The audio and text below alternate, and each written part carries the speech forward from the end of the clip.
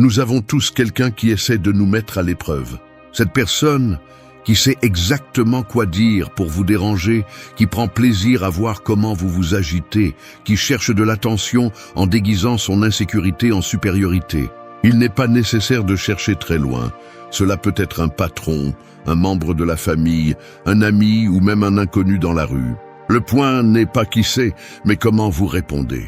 Parce que c'est là que se mesure votre véritable force. Le stoïcisme enseigne que la force n'est pas dans le contrôle des autres, mais dans la maîtrise de la seule chose que vous pouvez vraiment contrôler, vos réactions. Vous pouvez passer votre vie à essayer de corriger le comportement des autres, ou vous pouvez apprendre à rester calme au milieu du chaos. Le premier épuise, le second vous libère. Chaque personne difficile, chaque situation provocante est un examen de votre caractère. Si vous le comprenez, vous arrêtez de le prendre comme une offense. Et vous le voyez comme une opportunité de démontrer votre autocontrôle. Il ne s'agit pas de devenir insensible, mais de devenir conscient. De réaliser que réagir avec colère, c'est donner le contrôle à celui qui le mérite le moins. La provocation perd de son pouvoir lorsque vous arrêtez de lui accorder de l'importance. C'est là que réside la différence entre celui qui réagit et celui qui domine. L'un se noie dans le bruit, l'autre observe en silence. Cette vidéo ne cherche pas à vous apprendre à éviter les conflits, mais à les affronter avec calme et clarté, à maintenir votre dignité même lorsque l'environnement essaie de vous tirer vers le bas. Parce que l'autocontrôle n'est pas une répression, c'est de l'intelligence émotionnelle à l'état pur. C'est comprendre que vous n'avez rien à prouver parce que vous savez déjà qui vous êtes. Et lorsque vous arrivez à ce point, il n'y a pas de mots, de gestes ou de provocations capables de vous sortir de votre centre. C'est le pouvoir que le stoïcisme vous donne. 1. Maîtrise tes réactions. Imagine que quelqu'un lance une pierre dans l'eau.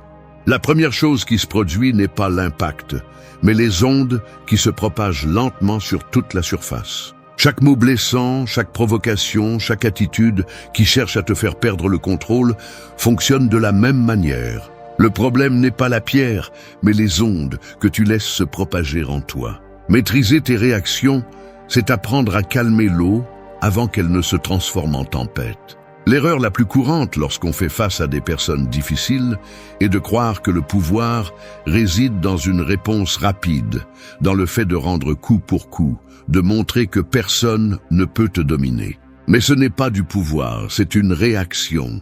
Et celui qui réagit perd. Le stoïcisme enseigne que la véritable autorité sur soi-même se démontre dans la pause.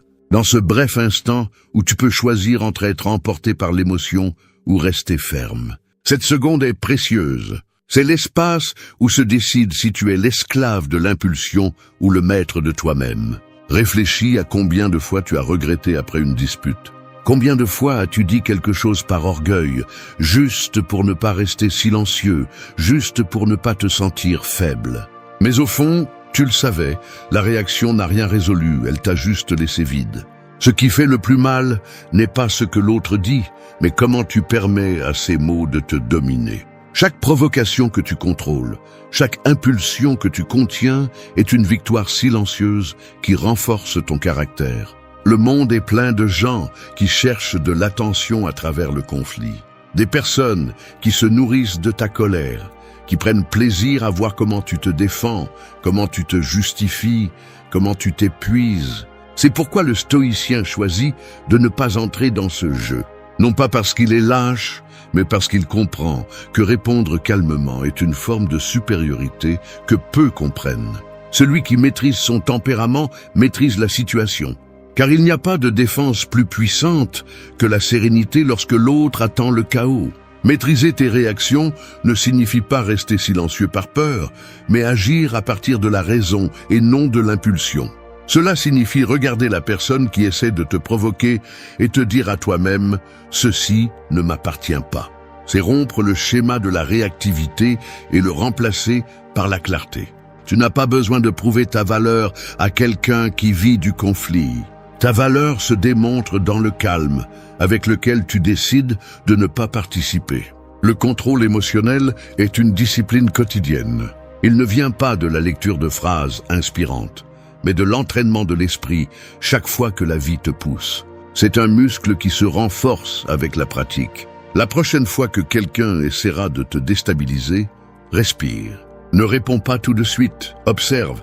Laisse l'émotion se dissoudre sans agir sur elle. Tu te rendras compte que tu n'as pas besoin d'exploser pour être entendu, ni d'élever la voix pour avoir raison. 3. Utilise le silence comme bouclier. Il y a des guerres qui se gagnent sans élever la voix. Non pas par manque de courage, mais parce qu'on comprend que parler trop, c'est perdre de l'énergie sur le terrain ennemi. Le silence, lorsqu'il est utilisé avec intention, n'est pas passivité, c'est pouvoir. C'est l'espace où l'autre se noie dans son propre besoin d'avoir le dernier mot, tandis que tu conserves le contrôle. Dans un monde où tout le monde veut être entendu, celui qui sait se taire devient une présence qui impose le respect sans besoin de bruit. Les personnes difficiles cherchent une réaction. Elles ne veulent pas de compréhension, elles veulent du carburant. Elles veulent voir que tu t'agites, que tu réponds, que tu tombes dans leur jeu. Quand tu restes silencieux, tu leur arraches ce pouvoir. Le silence déconcerte, désarme et expose le manque de contrôle de l'autre. Il n'y a pas de réponse plus percutante que le calme absolu face à la provocation. Chaque mot que tu décides de ne pas prononcer est une victoire sur ton ego. Le silence ne signifie pas toujours faiblesse. Parfois, cela signifie que ton esprit est un pas en avant, que tu as choisi la paix plutôt que la bataille. C'est un filtre qui sépare l'essentiel de l'inutile. Quand quelqu'un t'insulte et que tu ne réponds pas, ce n'est pas parce que tu n'as rien à dire, mais parce que tu comprends que répondre ne fait que te rabaisser à son niveau. Le stoïcien ne cherche pas à gagner des discussions, il cherche à ne pas perdre sa sérénité. Et à cet égard, le silence est sa meilleure stratégie. Parfois, nous pensons que le silence est vide, mais en réalité, il est plein de sens. C'est une déclaration qui dit « Cela ne m'affecte pas ». C'est le langage de ceux qui n'ont plus besoin de justifier leur valeur. Pendant que l'autre crie, tu observes. Pendant qu'il essaie de te provoquer, tu analyses. Pendant qu'il cherche à te blesser, tu restes centré. Le silence est un miroir qui reflète l'insécurité des autres. Quand tu ne réagis pas, tu forces l'autre à affronter son propre bruit. Pratiquer le silence comme bouclier nécessite de l'entraînement. Cela implique de résister à l'envie de répondre, même quand tout en toi veut le faire. Cela implique de maîtriser l'orgueil qui te dit que rester silencieux, c'est perdre. Mais quand tu le maîtrises, tu découvres qu'il n'y a pas de défaite dans le calme, que la véritable victoire est de ne pas te laisser entraîner dans le conflit. Le silence ne consiste pas à réprimer les émotions, mais à les traiter avant d'agir. C'est une pause consciente qui te permet de répondre à partir de la raison et non de la blessure. Dans la vie quotidienne, le silence peut transformer les relations, les discussions et les moments de tension. Tu n'as pas à donner d'explication à celui qui n'écoute pas, ni à te justifier devant celui qui a déjà décidé de ne pas comprendre. Chaque fois que tu choisis de te taire par sagesse et non par peur, tu te renforces. Tu deviens maître de ton énergie. Parce que parler sans contrôle, c'est dépenser du pouvoir, mais se taire avec intention, c'est le créer. Le silence, lorsqu'il naît de la clarté, devient un bouclier invisible qui te protège de l'épuisement émotionnel. Et à la fin, celui qui se tait n'accorde pas toujours, parfois il démontre simplement qu'il est au-dessus du bruit. 4. Garde une distance mentale. Il y a des incendies qui ne s'éteignent pas en jetant de l'eau, mais en s'éloignant du feu. Il en va de même avec les personnes et les situations qui cherchent à t'entraîner dans leur chaos. Garder une distance mentale ne signifie pas être froid ou indifférent. Cela signifie protéger ta clarté. C'est comprendre que toutes les batailles ne méritent pas ton énergie et que tout ce qui se passe autour de toi n'a pas besoin d'une réponse immédiate. L'esprit se contamine lorsqu'il se mêle au bruit des autres. C'est pourquoi le stoïcien apprend à prendre du recul avant de réagir. La plupart des conflits naissent de l'identification. Nous croyons que tout ce qui se passe a à voir avec nous. Si quelqu'un parle sur un ton agressif, nous le prenons comme une attaque. Si quelqu'un se montre indifférent, nous sentons qu'il nous rejette. Mais la vérité est que souvent, les attitudes des autres reflètent leur propre état interne, pas le tien. La distance mentale est cet espace qui te permet d'observer sans absorber. C'est la capacité d'être présent sans être pris dans l'émotion de l'autre. Quand quelqu'un essaie de te provoquer, garder une distance mentale signifie refuser de participer à son drame. C'est observer la scène comme si tu regardais un film et comprendre que tu n'as pas à faire partie de l'intrigue. Il ne s'agit pas de te déconnecter de la réalité, mais de ne pas te laisser dominer par elle. Le monde extérieur est plein de stimuli qui cherchent ta réaction. Les réseaux sociaux, les actualités, les conversations, tout pousse à donner son avis, à discuter, à prouver quelque chose. Mais plus tu réagis, plus tu donnes de pouvoir. La distance mentale te rend ce pouvoir. La pratiquer n'est pas facile, car l'ego veut toujours s'impliquer. Il veut se défendre, expliquer, corriger. Cependant, le stoïcien comprend que la paix ne se négocie pas. Il apprend à ne rien prendre personnellement. Tous les commentaires n'ont pas besoin d'être répondus. Toute provocation ne nécessite pas de défense. Quand tu arrives à voir les choses d'une position plus élevée, le conflit se réduit. Tu arrêtes de te sentir attaqué et tu commences à comprendre que la plupart des comportements des autres ne sont pas contre toi. Ils sont simplement. La distance mentale est aussi une forme de connaissance de soi. Elle te permet de voir tes propres émotions de l'extérieur, d'observer comment elles surgissent et se dissipent sans les laisser prendre le contrôle. C'est comme regarder une tempête depuis la fenêtre. Tu sais qu'elle est là, tu peux l'entendre, mais tu ne te mouilles pas. Cette perspective te donne de la liberté. Elle te libère du cycle de réaction et te permet d'agir avec intelligence, pas avec impulsion. Avec le temps, tu découvres que garder une distance mentale ne t'éloigne pas des autres, elle te rapproche de toi-même. Elle te donne de l'espace pour penser, pour décider, pour répondre avec calme. Elle te rend impénétrable aux provocations. Non pas parce que tu ne ressens rien, mais parce que tu choisis de ne pas porter ce qui ne t'appartient pas. C'est l'essence de la force intérieure. Être dans le monde sans laisser le monde entrer en toi. Quand tu y arrives, aucun mot, regard ou attitude ne peut perturber ton centre parce que tu as déjà appris à rester hors du feu sans perdre la chaleur humaine. 5. Transformer la colère en maîtrise de soi. Il y a des feux qui détruisent et d'autres qui forgent. La différence réside dans qui les manipule. La colère est ce feu que nous portons tous en nous, capable d'éclairer ou de consumer selon la façon dont vous la dirigez. Il ne s'agit pas de la réprimer, mais de la transformer en force contrôlée, en clarté, en pouvoir qui ne crie pas. La plupart des gens pensent que contrôler la colère signifie ne pas la ressentir, mais le stoïcien comprend que la maîtrise émotionnelle n'est pas obtenue en éteignant le feu, mais en apprenant à l'allumer seulement quand il sert à avancer. Chaque provocation qui allume votre rage est une opportunité pour entraîner la maîtrise intérieure. Si vous laissez la colère prendre les rênes, vous donnez votre pouvoir à l'autre. C'est comme si vous donniez les clés de votre esprit à celui qui les mérite le moins. Lorsque quelqu'un cherche à vous provoquer et y parvient, il vous transforme en son reflet. Mais si vous êtes capable de garder votre sang-froid, l'énergie qui se perdait auparavant en explosions inutiles se transforme en élan, en tempérament, en décision ferme. La colère cesse d'être votre ennemi et devient votre maîtresse. La maîtrise de soi ne signifie pas rester immobile pendant que le monde vous écrase. Cela signifie savoir quand agir et quand attendre. C'est comprendre que chaque mot prononcé sous le feu de l'émotion coûte plus qu'il ne vaut.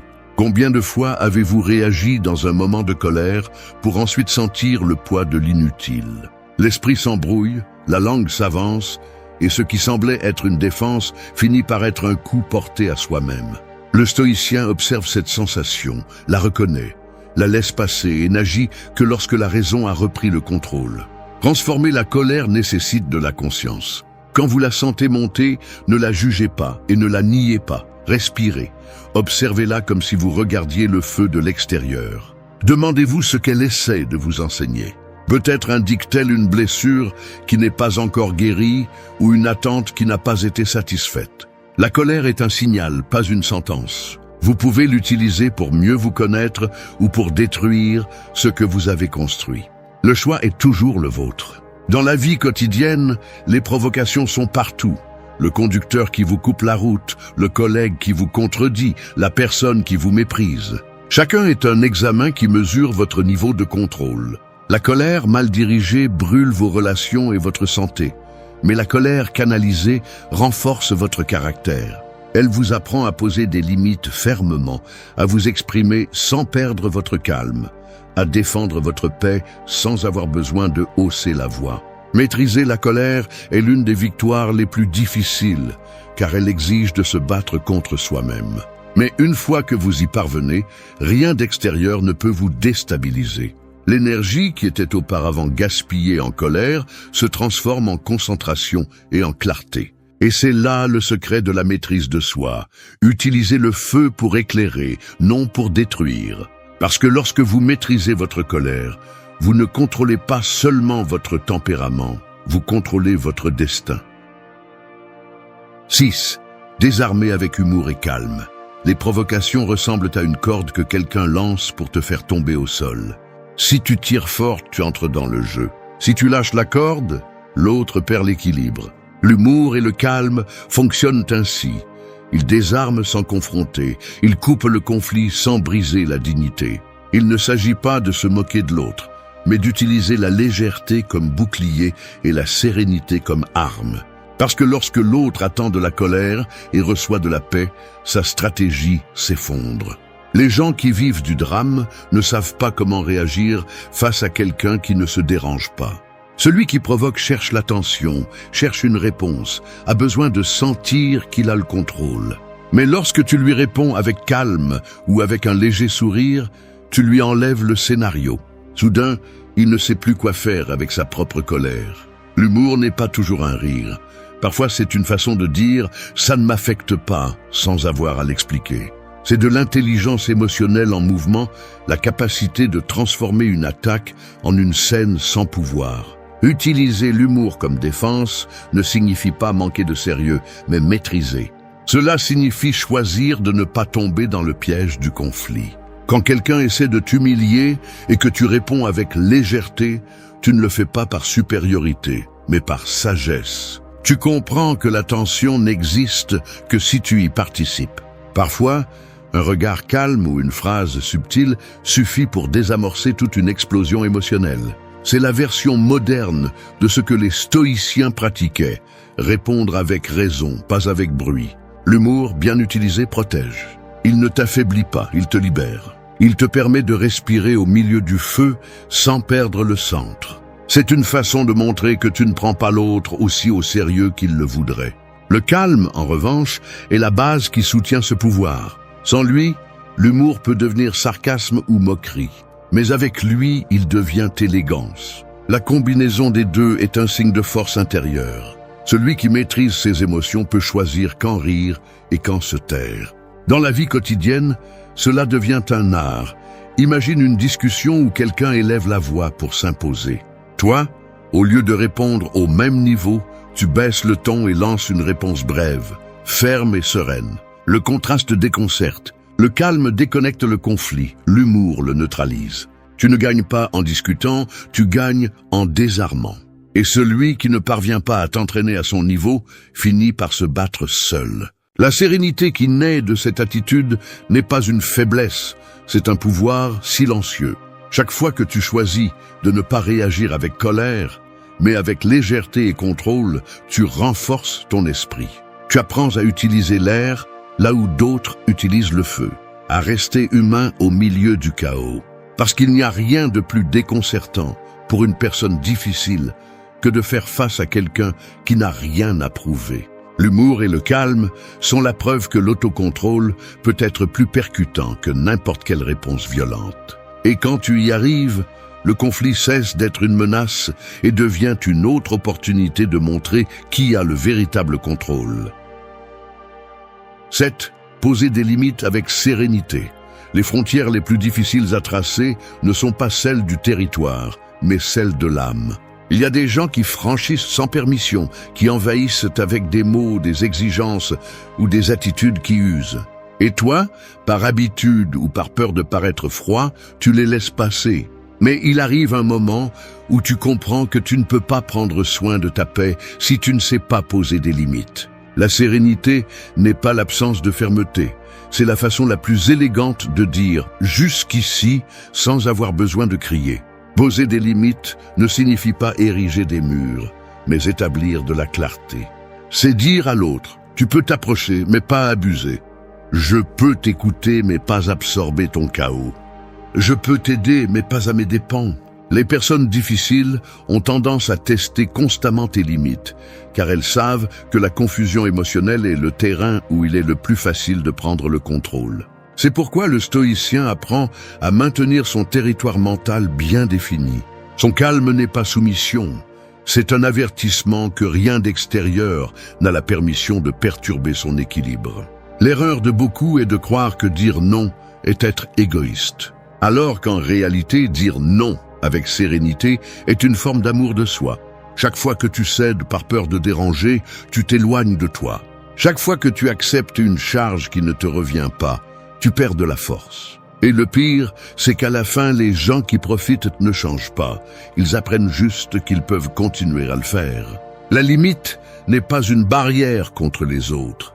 C'est un signe de respect envers toi-même. La sérénité est la clé, car elle donne de la force à tes mots sans les transformer en confrontation. Tu n'as pas besoin d'élever la voix pour être entendu, tu as besoin de conviction. Quand tu parles avec calme et certitude, le message va plus loin que le cri. La limite posée avec équilibre ne blesse pas, elle éduque. Elle enseigne à l'autre comment te traiter et elle t'enseigne comment te valoriser.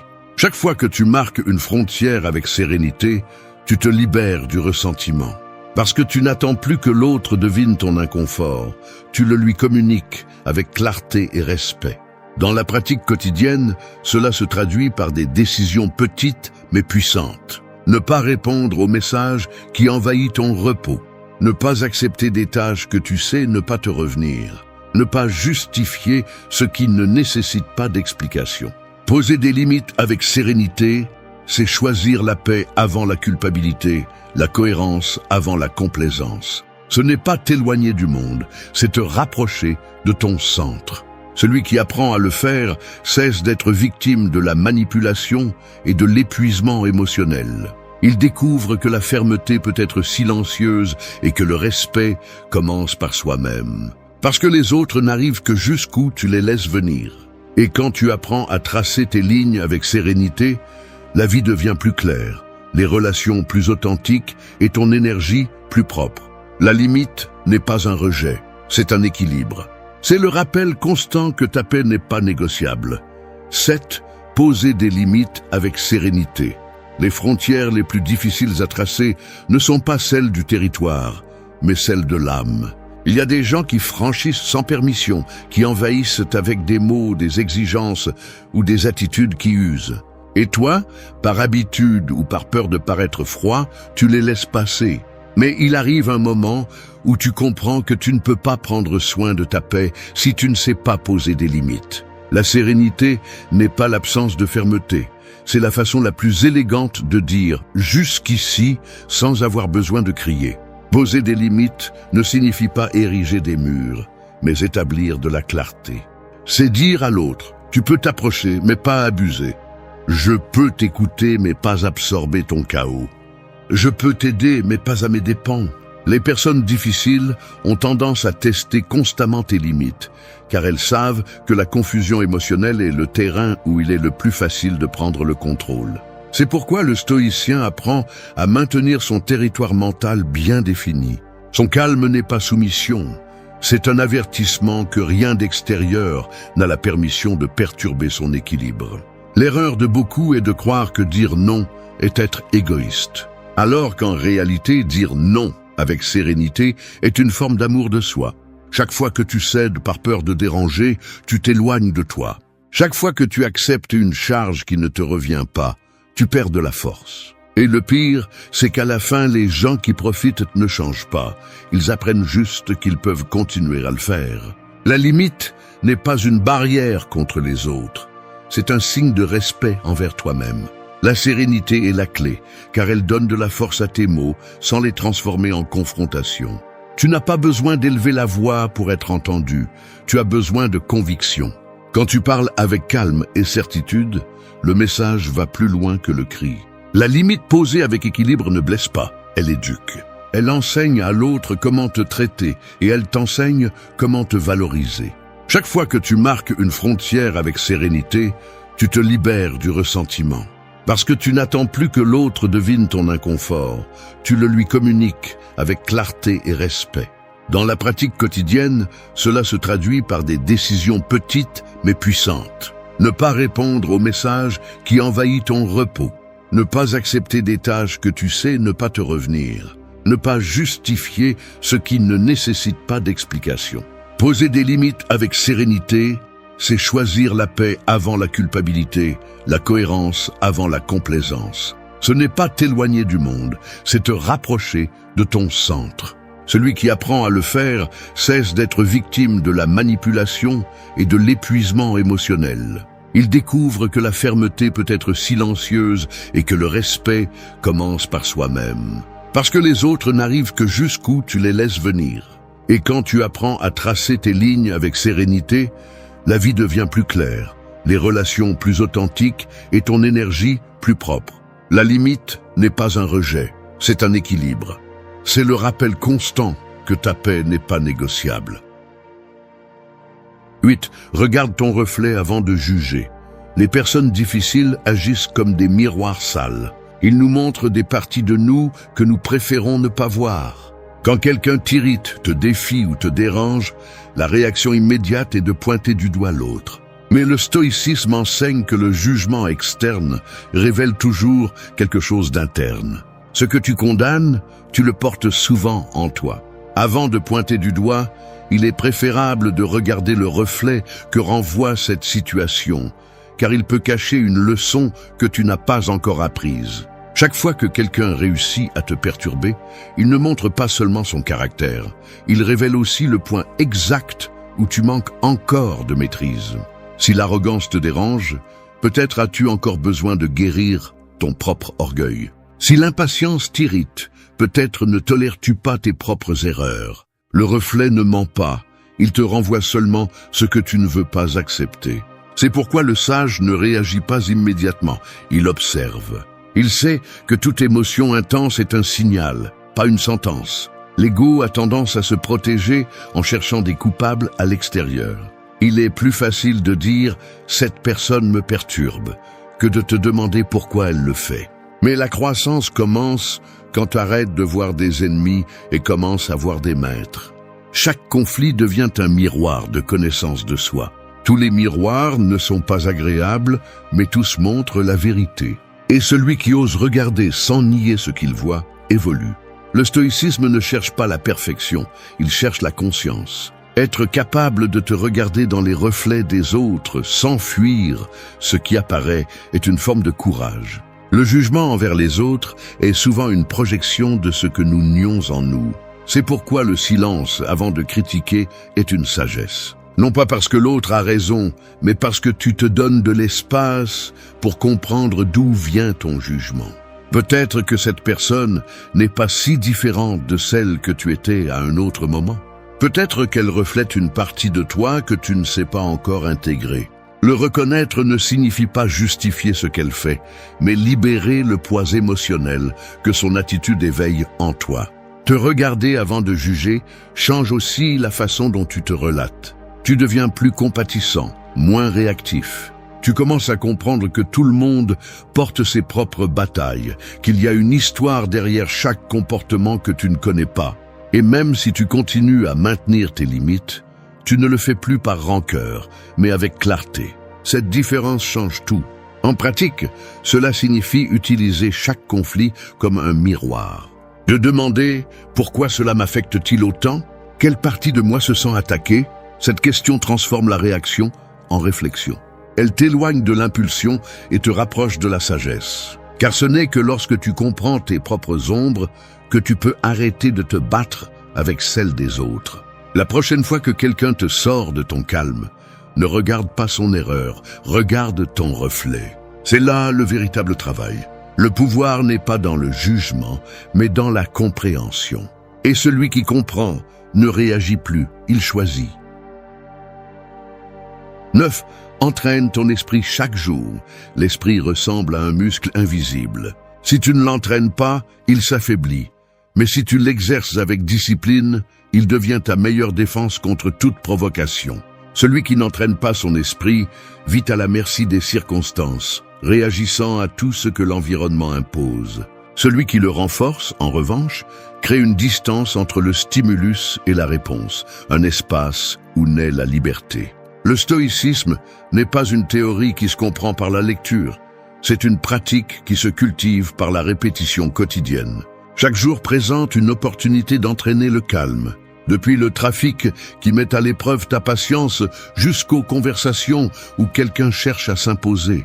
Ce sont des exercices silencieux pour polir ton caractère. L'esprit sans entraînement réagit par impulsion, se laisse dominer par la colère, la frustration ou la peur.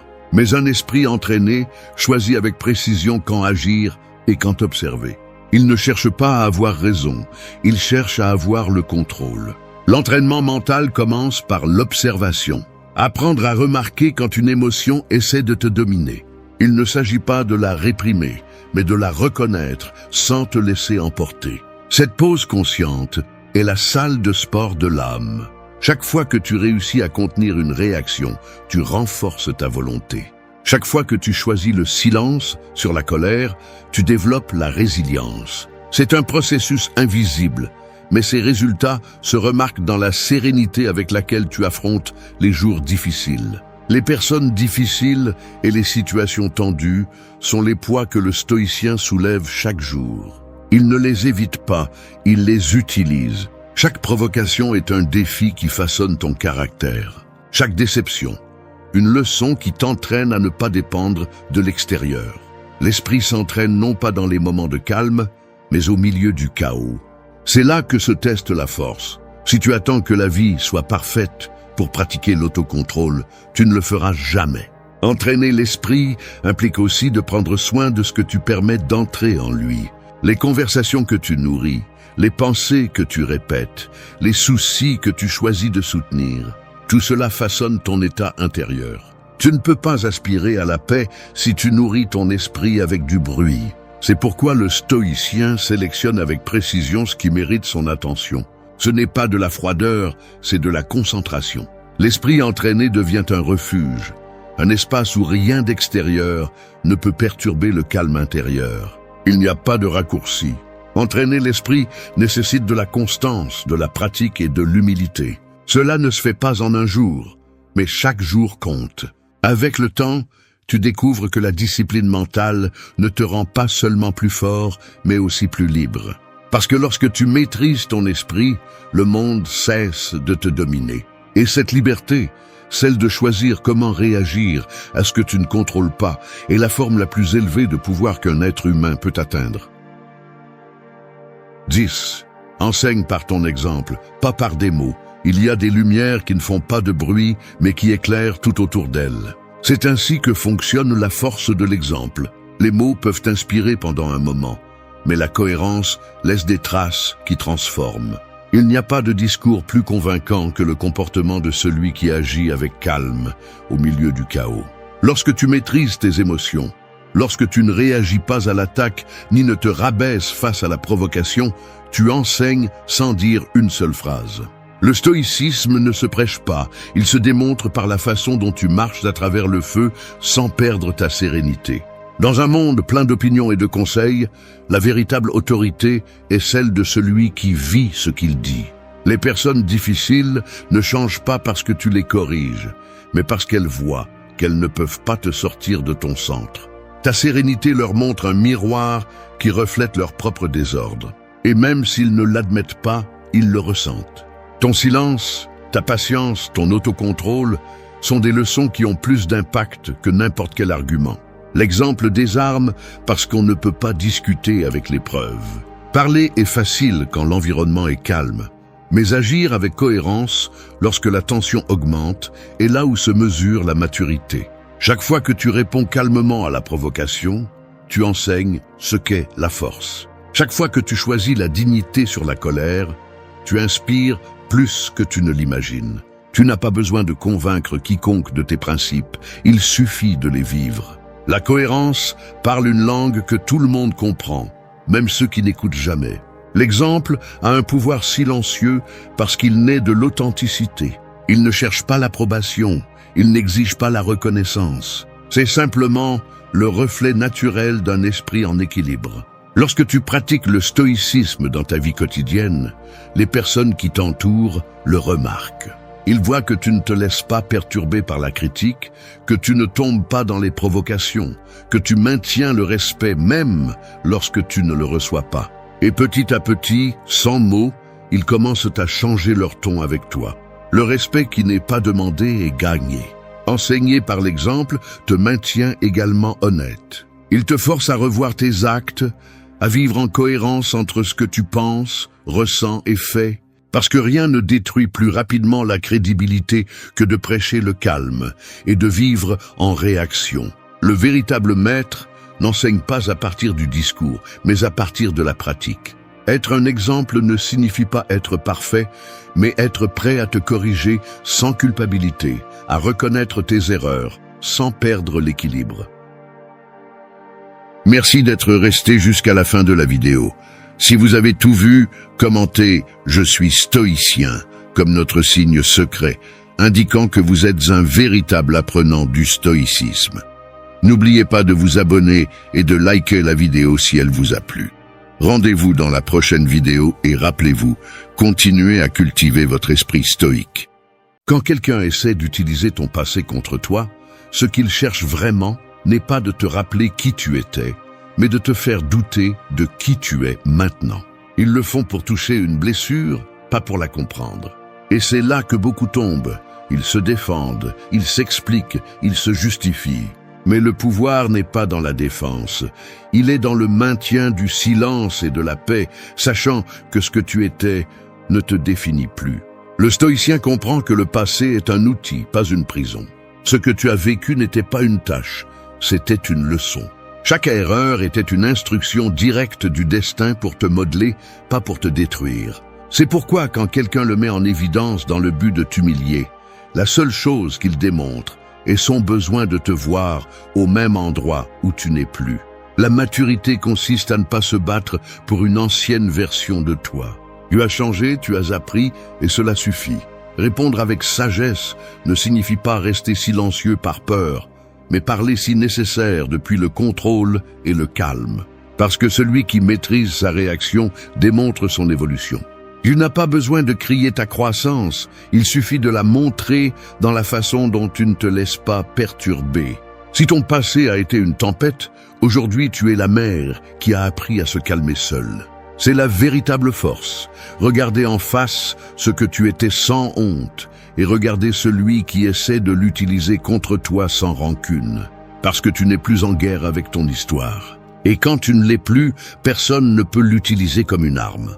C'est le point où le pouvoir change de main, où le bruit externe s'éteint et il ne reste que la sérénité de celui qui a fait la paix avec lui-même. Accepte ton passé avec calme. Imagine un guerrier qui revient du champ de bataille couvert de cicatrices. Certains le regardent avec fierté, d'autres avec mépris, mais lui ne cherche ni approbation ni dénégation. Il observe simplement ses marques et comprend que chacune raconte une histoire, une leçon qu'il a formée. Ainsi doit être vu ton passé, non pas comme un poids, mais comme la carte des chemins que tu as dû parcourir pour arriver là où tu es. Chaque erreur a été une blessure, certes, mais aussi un maître. Et si tu apprends à regarder tes cicatrices avec sérénité, personne ne pourra les utiliser à nouveau contre toi. Accepter ton passé avec calme ne signifie pas le justifier ni l'oublier. Cela signifie le reconnaître sans qu'il te contrôle. Le problème est que beaucoup vivent en essayant de cacher ce qu'ils étaient, comme si nier ce qu'ils ont vécu pouvait effacer le souvenir. Mais le passé ne s'efface pas, il se transforme. Ce qui hier te causait de la honte peut aujourd'hui être la racine de ta force. Le stoïcisme enseigne que ce qui s'est déjà produit est hors de ton contrôle. Et résister à cela est une forme de souffrance inutile. Ce n'est que lorsque tu acceptes les faits tels qu'ils ont été, sans fioriture ni excuse, que tu te libères du pouvoir que ces souvenirs ont sur toi. Quand quelqu'un essaie d'utiliser ton passé contre toi, souviens-toi de ceci. Ce qu'ils essaient de faire n'est pas de te montrer, c'est de te provoquer. Ils cherchent une réaction, pas une explication.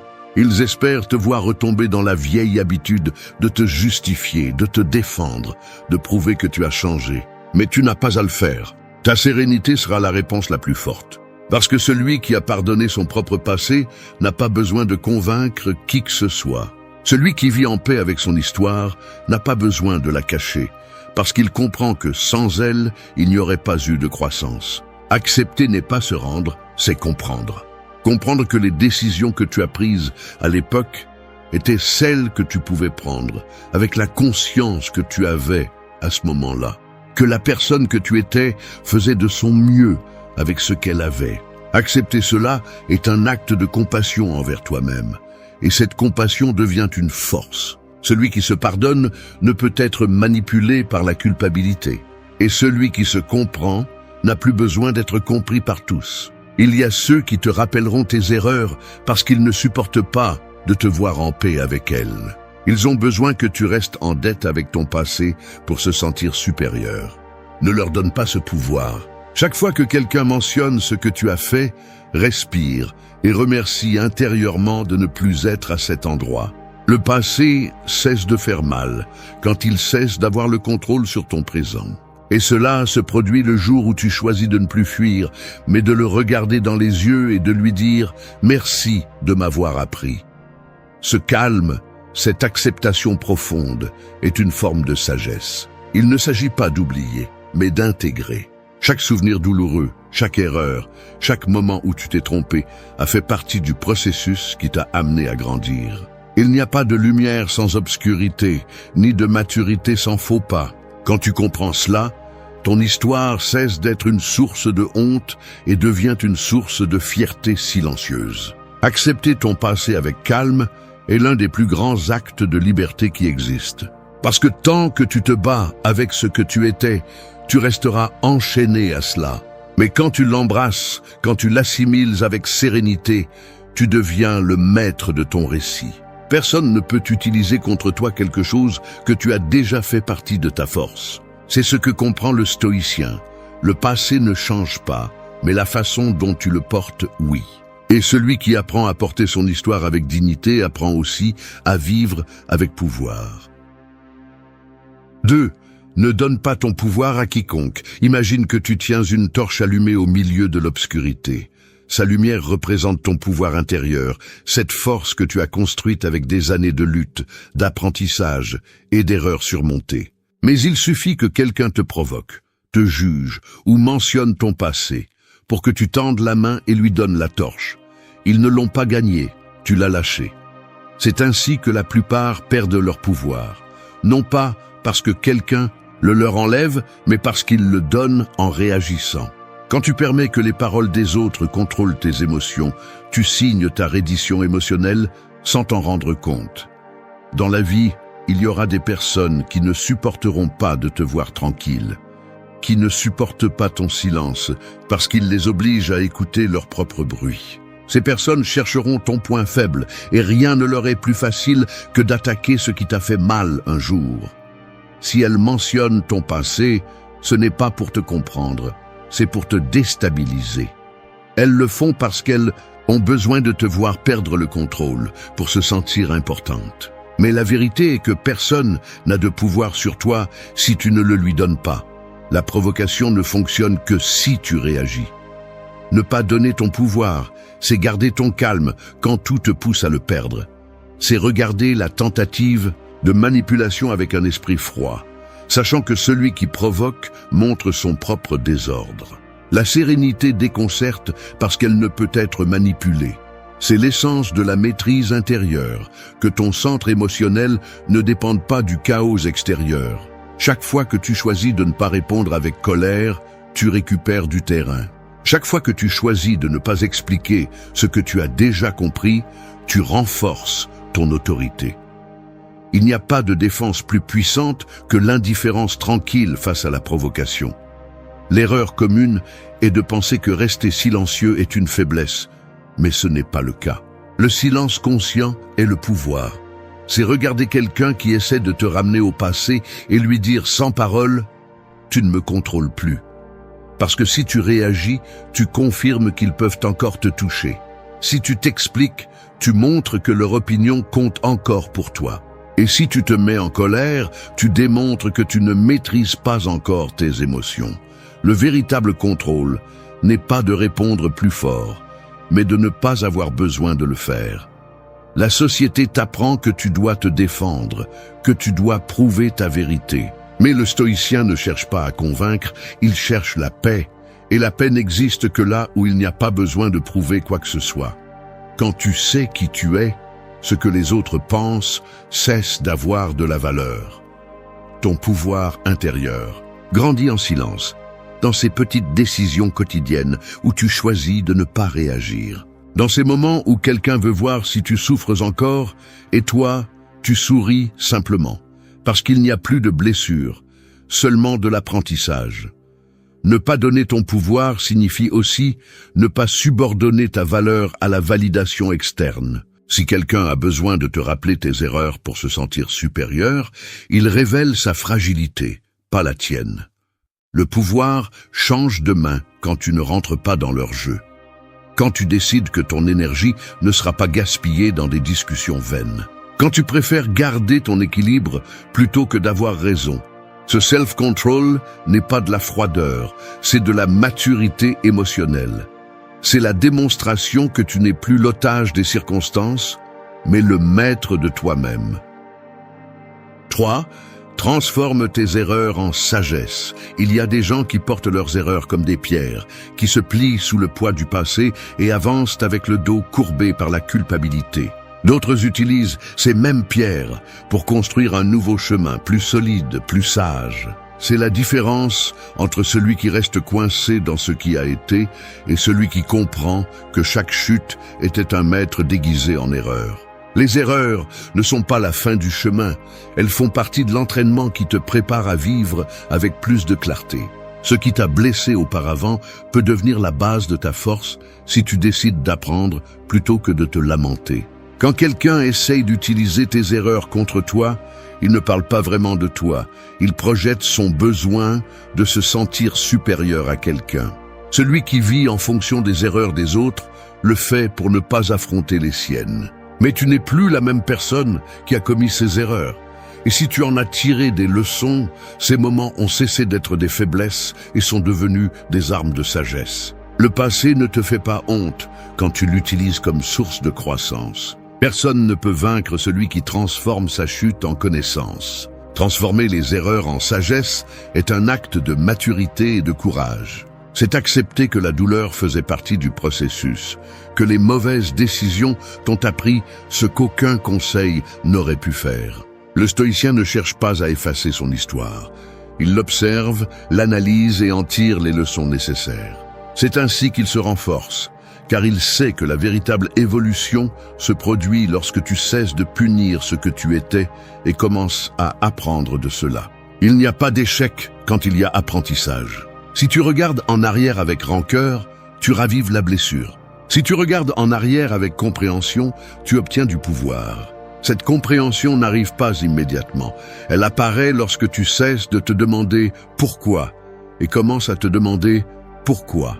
Chaque erreur a un but, même si tu ne le vois pas toujours tout de suite. Peut-être que cette personne qui t'a déçu est venue t'apprendre à poser des limites. Peut-être que cette mauvaise décision t'a montré ce que tu valorises vraiment. Peut-être que cette perte a été le choc dont tu avais besoin pour te réveiller. Ne te punis pas pour ce que tu as fait, punis-toi seulement si tu n'apprends rien de cela. Chaque fois que tu regrettes quelque chose, souviens-toi que le regret n'a de valeur que si tu l'utilises comme moteur pour t'améliorer. Sinon, il devient un cercle sans issue où tu répètes mentalement les mêmes erreurs. La sagesse émerge lorsque tu parviens à séparer la douleur de l'apprentissage, lorsque tu peux regarder le passé sans émotion et ne voir que l'enseignement qu'il laisse derrière lui. Celui qui se moque de tes erreurs ne comprend pas qu'elles t'ont rendu plus fort. Ce qui t'a un jour fait honte peut être précisément ce qui te rend différent aujourd'hui. Les personnes qui grandissent ne sont pas celles qui ne font jamais d'erreur, mais celles qui transforment chaque faux pas en élan. Si tu es tombé, si tu as échoué, si tu as pris un mauvais chemin, ne le cache pas. Sois reconnaissant, car tu vois maintenant ce que tu ne pouvais pas voir avant. C'est l'essence de la croissance. Ne pas éliminer l'imparfait, mais le transformer en sagesse. Chaque erreur est un message du destin déguisé en obstacle. Si tu l'interprètes bien, il devient un guide. Si tu le rejettes, il se répète jusqu'à ce que tu apprennes. Le stoïcien comprend que le passé n'est pas à regretter, il est à étudier. Chaque mauvaise décision le rend plus sage, plus stable, plus humain. Et quand quelqu'un essaie d'utiliser tes erreurs contre toi, regarde-le avec calme. 4. Réponds avec sérénité. Répondre avec sérénité, c'est comme tenir une flamme au milieu du vent sans la laisser s'éteindre. L'impulsion naturelle est de la protéger avec les mains, de réagir avec force, mais la véritable maîtrise réside dans le fait de permettre au vent de souffler sans craindre de perdre le feu. C'est ainsi que fonctionne le calme, lorsque quelqu'un essaie de te provoquer ou d'utiliser ton passé contre toi. La plupart des gens réagissent, se défendent, élèvent la voix, cherchent à avoir le dernier mot. Cependant, le stoïcien comprend que la sérénité n'est pas passivité, c'est une force contenue, une énergie disciplinée. Celui qui sait se contrôler n'a pas besoin de s'imposer. Les provocations sont inévitables. Il y aura toujours quelqu'un qui cherchera à éveiller ta colère ou à toucher une blessure qu'il pensait encore ouverte. Mais lorsque tu as travaillé sur toi, lorsque tu as déjà fait la paix avec ton histoire, ces provocations cessent de t'affecter. Ce qui te faisait mal auparavant te fait maintenant réfléchir. Celui qui mentionne ton passé pour te blesser, le fait parce qu'il ne supporte pas de voir que tu l'as déjà surmonté. Ils espèrent te voir agité, anxieux, contrarié, te justifiant. Mais lorsque tu réponds avec calme, tu désarmes leur intention. Il n'y a pas de plus grande forme de contrôle que de maintenir la sérénité alors que les autres perdent la leur. Répondre avec sérénité ne signifie pas toujours rester silencieux, mais choisir tes mots depuis l'équilibre. C'est parler avec fermeté, mais sans colère. C'est dire ce qui est nécessaire, pas ce qui est impulsif. Les gens confondent la sérénité avec la faiblesse, mais le silence conscient est plus puissant que n'importe quel argument. Lorsque l'autre crie et que tu maintiens le ton bas, sa voix devient ridicule face à ta stabilité. L'autocontrôle déconcerte, car personne n'attend le calme au milieu du conflit. La sérénité est un coupe invisible qui ne cherche pas à blesser, mais à montrer la maîtrise. Le secret est de comprendre que tout ne mérite pas une réponse. Parfois, le silence en dit plus que n'importe quelle phrase. Si tu réponds avec colère, tu valides l'attaque. Si tu t'expliques trop, tu donnes ton pouvoir. Si tu te laisses emporter, tu montres qu'ils peuvent encore te manipuler. Mais si tu restes calme, si ta respiration reste stable et ton regard ferme, tu projettes de l'autorité. Ta sérénité parle pour toi. Les personnes qui vivent dans le chaos ne peuvent comprendre celui qui vit dans l'ordre. C'est pourquoi ils cherchent à t'entraîner. Ne le permets pas. Ne te rabaisse pas au bruit des autres. Le stoïcien répond avec sérénité parce qu'il sait que le contrôle de soi est la base de toute force. Celui qui ne peut maîtriser son émotion sera dominé par elle. Et celui qui réagit impulsivement perd toujours. La véritable victoire n'est pas d'humilier l'autre, ni de gagner des disputes, mais de garder l'esprit clair alors que l'environnement est agité. Si tu te laisses emporter, l'ennemi gagne sans effort. Si tu conserves ton calme, sa stratégie échoue. On construit à chaque fois que tu choisis de ne pas répondre à la provocation, à chaque fois que tu respires avant de parler, à chaque fois que tu décides de maintenir la dignité sur l'émotion. Répondre avec sérénité est une forme d'amour de soi, car cela protège ton énergie, ton équilibre et ton but. Les gens peuvent dire ce qu'ils veulent, mais tes émotions ne t'appartiennent qu'à toi. Si quelqu'un utilise ton passé pour te provoquer et que tu réponds avec calme, tu viens de montrer que tu n'es plus le même. Tu as remplacé la réactivité par la sagesse, la colère par la maîtrise et le besoin d'avoir raison par le désir de maintenir la paix. C'est ce qui te rend puissant, la capacité de maintenir la flamme allumée sans laisser le vent la contrôler. 5. Questionne leurs intentions. Quand quelqu'un mentionne ton passé, il ne cherche pas toujours à te comprendre. Parfois, il veut juste te voir chanceler. C'est comme s'il te donnait une boîte enveloppée de mots doux, mais à l'intérieur, il n'y a que du poison. La clé est de ne pas l'ouvrir tout de suite, mais d'observer qui la donne et pourquoi. Questionner les intentions des autres n'est pas de la méfiance, c'est de la sagesse. Parce que toutes les conversations ne naissent pas du désir de te comprendre, beaucoup naissent du désir de te contrôler. Le stoïcien ne se précipite pas face aux provocations. Il observe d'abord, analyse, puis décide s'il vaut la peine de répondre. Quand quelqu'un utilise ton passé comme une arme, son véritable objectif n'est pas de te rappeler tes erreurs, mais de voir si tu es toujours vulnérable à celles-ci. Il veut voir si ça te fait mal, si tu réagis, si tu dépends encore de l'opinion des autres pour valider ta croissance. C'est un jeu déguisé en intérêt, mais son intention n'est pas de dialoguer, mais de manipuler. Demande-toi toujours, que cherche cette personne avec ses mots? Veut-elle construire ou détruire? Si ce qu'elle dit ne contribue pas à ta paix, elle ne mérite pas ton énergie. L'erreur commune est de réagir sans réfléchir. Nous croyons que nous devons tout clarifier, expliquer chaque décision du passé, justifier chaque erreur. Mais c'est exactement ce que cherchent ceux qui utilisent ton histoire contre toi. Que tu t'épuises à essayer de prouver que tu as déjà changé.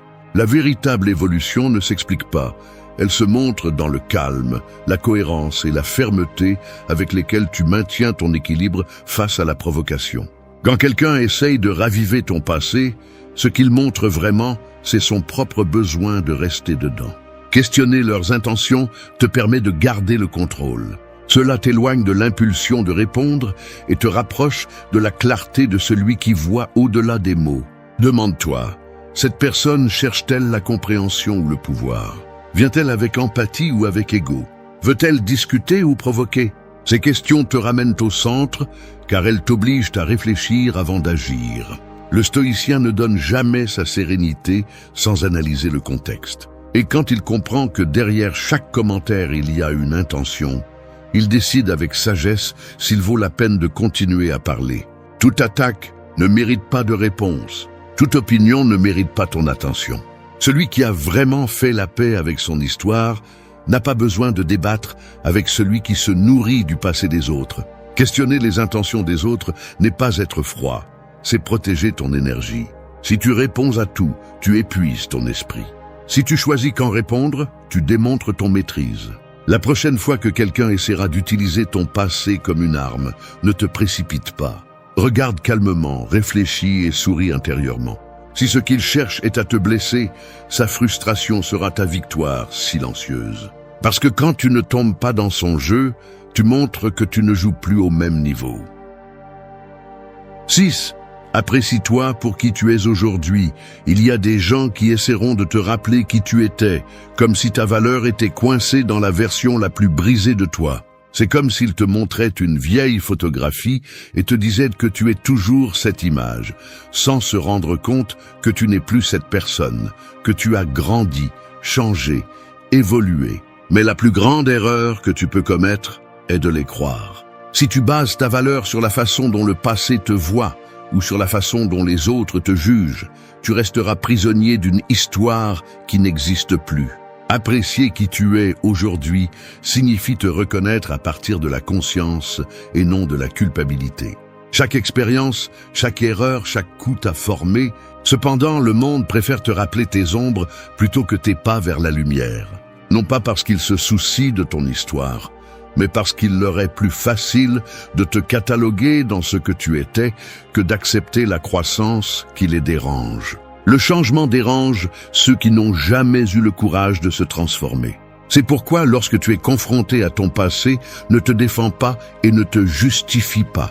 Rappelle-toi simplement que ce que tu as été était nécessaire pour arriver jusqu'ici. Si quelqu'un insiste pour te voir comme avant, le problème n'est pas ton histoire, c'est sa perspective.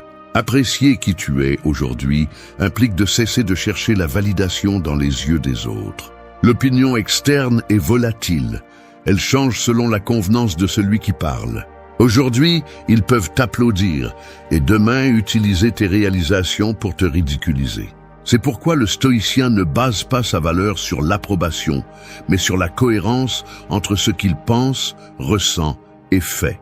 Si tu sais ce que tu as surmonté, Si tu connais le prix que tu as payé pour ta croissance, tu n'as plus besoin de convaincre personne. Le respect de soi ne se mendie pas, il se construit en silence et se démontre par des actions.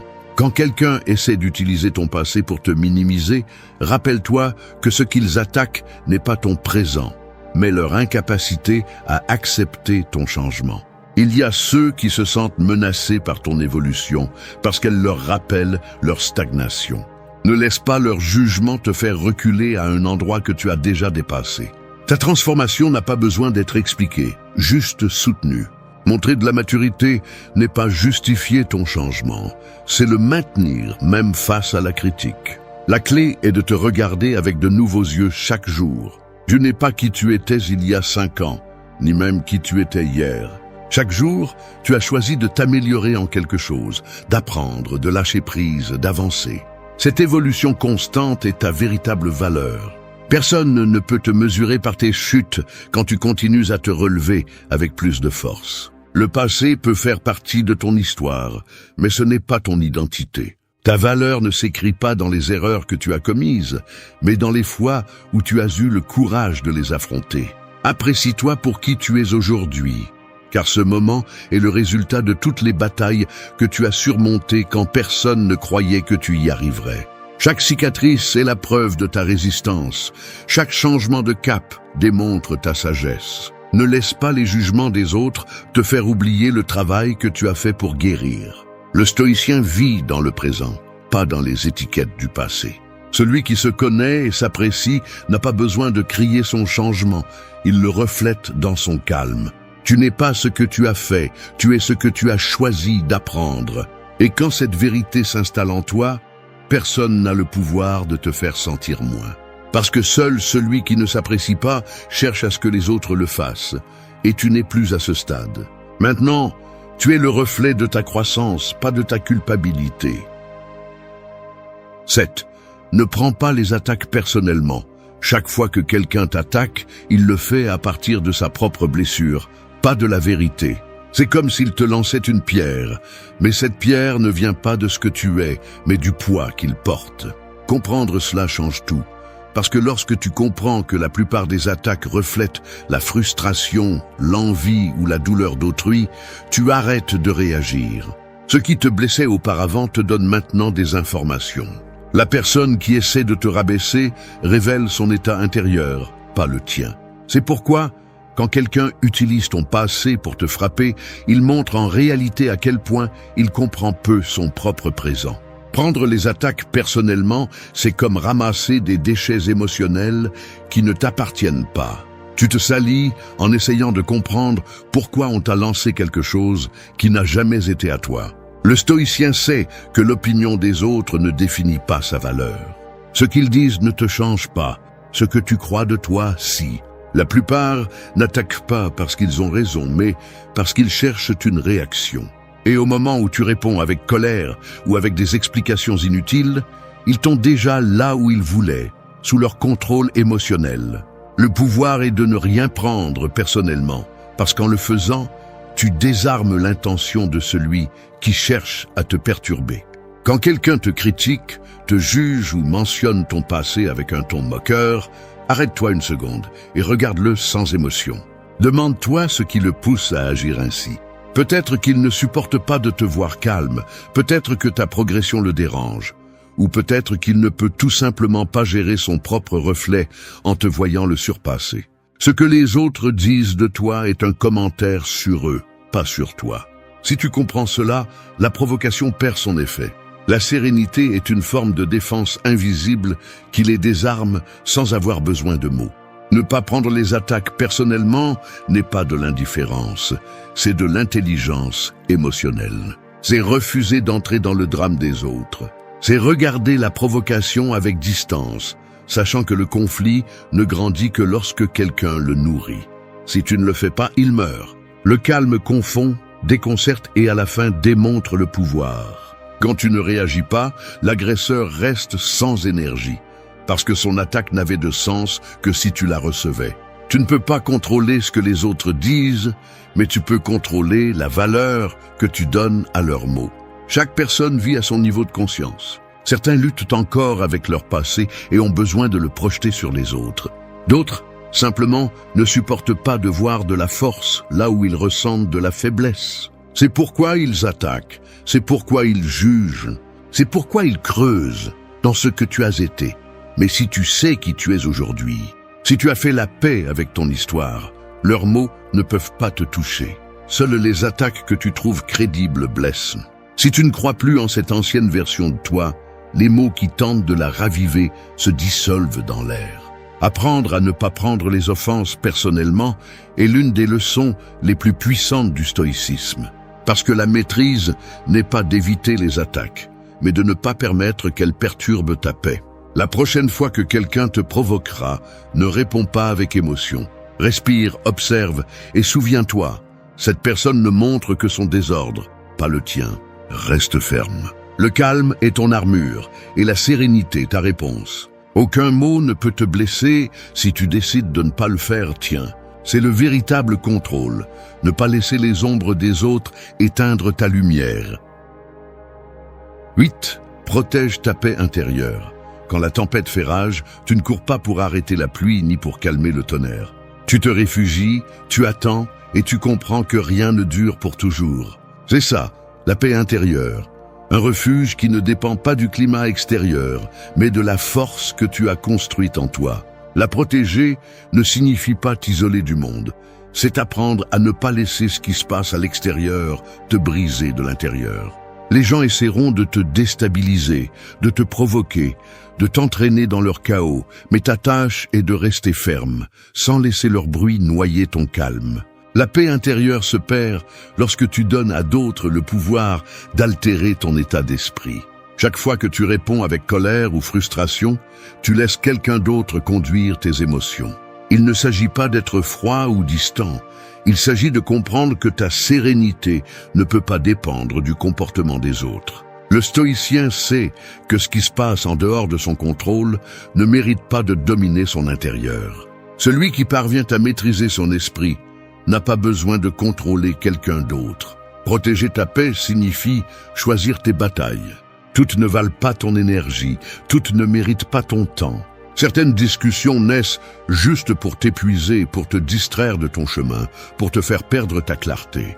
Quand quelqu'un essaie d'utiliser ton passé comme une arme, rappelle-toi que tu n'as pas à participer à cette guerre. C'est une invitation à un conflit qui ne te concerne pas. Rester calme, c'est refuser ce jeu. C'est montrer que ton bien-être n'est pas à vendre. La paix se protège aussi par le silence. Tout ne nécessite pas une réponse. Le silence, lorsqu'il provient de la maîtrise, n'est pas une faiblesse, c'est une stratégie. Il confond, désarme et surtout te préserve. Parler calmement est un art, mais se taire par compréhension est de la sagesse. Parfois, la meilleure façon de maintenir la paix est de laisser le bruit de l'autre s'éteindre seul. Celui qui crie cherche une réaction, celui qui provoque cherche à contrôler. Quand tu ne réponds pas, l'énergie se dissout. Le pouvoir revient à toi. Protéger ta paix ne signifie pas vivre sans émotion. Cela signifie ne pas être esclave d'elle. Les émotions sont inévitables, mais ta réaction est un choix. Quand tu te sens attaqué et que tu choisis de respirer au lieu d'exploser, tu affirmes ta maîtrise. Quand tu choisis de lâcher prise au lieu de te venger, tu montres que tu as appris à te prioriser. La paix intérieure n'est pas quelque chose que l'on atteint une fois. C'est une pratique quotidienne, une discipline mentale qui nécessite une vigilance constante. Le monde actuel est conçu pour te voler ta tranquillité. Actualité, réseau, conflit, opinion, tout te pousse à réagir, à donner ton avis, à te battre. Mais le véritable pouvoir réside dans le fait de rester concentré sur ton centre. Quand tu décides que ton bien-être est plus important que d'avoir raison, tu deviens libre. Parce que tu n'es plus emporté par le chaos, ni par les critiques, ni par les tentatives de manipulation. Tu es présent, ferme et conscient que personne ne mérite le prix de ta paix. Protéger ta paix intérieure est une forme de respect envers toi-même. C'est savoir quand te retirer, quand te taire, quand te choisir. C'est comprendre que la tranquillité ne se trouve pas à l'extérieur, elle se cultive à l'intérieur. Chaque fois que tu choisis de rester calme face à la provocation, Tu construis une forteresse invisible que personne ne peut toucher. Cette forteresse est l'essence du stoïcisme, la capacité de rester en paix au milieu du bruit. Celui qui maîtrise cela maîtrise la vie, parce que la véritable victoire n'est pas de vaincre l'autre, mais de ne pas te perdre toi-même. Merci d'être resté jusqu'à la fin de la vidéo. Si vous avez tout vu, commentez « Je suis stoïcien » comme notre signe secret, indiquant que vous êtes un véritable apprenant du stoïcisme. N'oubliez pas de vous abonner et de liker la vidéo si elle vous a plu. Rendez-vous dans la prochaine vidéo et rappelez-vous, continuez à cultiver votre esprit stoïque. Parfois, il ne s'agit pas de continuer, mais de s'arrêter, de regarder autour de soi et d'accepter que cette vie que tu mènes ne te représente plus. Commencer à nouveau n'est pas une faiblesse, c'est avoir le courage d'admettre que tu mérites plus. La plupart des gens craignent le changement parce qu'ils l'associent à la perte, alors qu'en réalité c'est la seule façon de se rétablir. Redémarrer ne t'enlève rien qui te soit encore utile. Cela ne fait qu'arracher ce qui te consume déjà. Beaucoup préfèrent rester dans ce qu'ils connaissent, même si cela les détruit lentement. Ils appellent stabilité ce qui est en réalité peur, et attachement ce qui est en réalité habitude. Mais il y a un point où faire semblant devient insupportable, où maintenir une vie vide pèse plus lourd que le saut dans le vide. C'est là que la vérité s'impose, où l'âme exige un renouveau et te force à choisir entre continuer à survivre ou commencer à vivre avec un but. Redémarrer n'est pas fuir, c'est nettoyer le terrain. C'est dire assez à ce qui draine ton énergie et ouvrir de l'espace pour ce que tu mérites vraiment. C'est rompre avec le bruit, les attentes et les masques qui ne te correspondent plus. Parce que chaque fois que tu refuses de changer, tu te refuses à grandir. Et chaque fois que tu oses lâcher prise, tu te rapproches un peu plus de ta véritable essence. Alors arrête d'attendre le moment parfait. Personne n'est prêt à renaître. Cela se fait au milieu du chaos, lorsque le silence devient insupportable et que l'âme crie pour la liberté. Commencer à nouveau n'est pas un échec, c'est l'acte d'amour-propre le plus courageux que tu peux faire. 1. Renais sans demander la permission. Personne ne va te donner l'autorisation de recommencer à zéro. Et si tu attends qu'il le fasse, tu resteras coincé dans une vie qui ne t'appartient plus. Renaître n'est pas un acte public et n'a pas besoin de témoins. C'est une décision silencieuse, prise dans les profondeurs de l'esprit quand tu comprends que rester le même serait te trahir. La plupart des gens ne changent pas parce qu'ils cherchent l'approbation avant de bouger, parce qu'ils ont besoin que d'autres valident leur processus. Mais la renaissance ne se négocie avec personne. Elle se fait seule, sans demander la permission, sans justification, sans explication. Les gens ne comprendront pas pourquoi tu disparais, pourquoi tu t'éloignes, pourquoi tu changes, et ils n'ont pas à le faire. Tu n'as pas besoin de défendre ton évolution devant ceux qui se sentent à l'aise en te voyant t'éteindre. Il y a des étapes qui se vivent en solitude parce qu'elles sont le feu où une nouvelle identité est forgée. N'attends pas de compréhension, attends de la résistance. Quand tu commences à te transformer, beaucoup se sentiront mal à l'aise. Non pas parce que tu fais quelque chose de mal, mais parce que ton changement leur rappelle qu'ils n'osent pas le faire. Renaître, c'est désobéir à l'ancienne version de toi. C'est regarder tes peurs et leur dire « vous ne me contrôlez plus ». C'est arrêter d'agir par culpabilité et commencer à agir par conviction. Il ne s'agit pas de devenir quelqu'un de nouveau, mais de te rappeler qui tu étais avant que la peur ne te façonne. Le monde te dira que tu as changé. Et c'est exactement ce que tu dois faire. Changer, c'est survivre. Changer, c'est évoluer. Le contraire, c'est te résigner à vivre en pilote automatique, accroché à une histoire qui n'a plus de sens. Il y a un moment où tu te rends compte que tout ce que tu as perdu était nécessaire pour te retrouver. Chaque déception, chaque fin, chaque chute était un appel à la renaissance. Il ne s'agit pas de te reconstruire comme avant, mais de renaître plus conscient, plus sage, plus réel. Ne cherche pas à redevenir celui d'avant, parce que celui d'avant ne savait pas ce que tu sais maintenant. La vie ne récompense pas celui qui attend que quelque chose change. Elle récompense celui qui décide de briser son propre cycle. Si tu as peur de recommencer, souviens-toi de ceci. La peur ne protège que la zone morte où rien de nouveau ne peut fleurir. Personne ne comprendra pourquoi tu t'es éloigné de certaines personnes, pourquoi tu as renoncé à ce qui semblait stable, ou pourquoi tu ne t'intègres plus là où tu le faisais avant. Mais la vérité est que lorsque tu te réveilles, l'ancien n'a plus de sens. Renaître sans demander la permission est un acte de dignité. C'est regarder le monde et dire « je ne vais plus vivre endormi ». C'est laisser derrière toi ce qui t'a donné une identité, mais pas la paix. C'est oser commencer à zéro, même si personne ne croit en toi, même si tout semble incertain. Parce que le vrai pouvoir n'est pas de contrôler ce qui t'entoure, mais d'oser te transformer malgré tout. Alors ne demande pas la permission de guérir, de commencer, d'être différent. Personne n'a l'autorité de décider quand tu te libères. Si tu ressens l'impulsion de redémarrer, écoute-la. Cet appel n'est pas une faiblesse, c'est de la sagesse.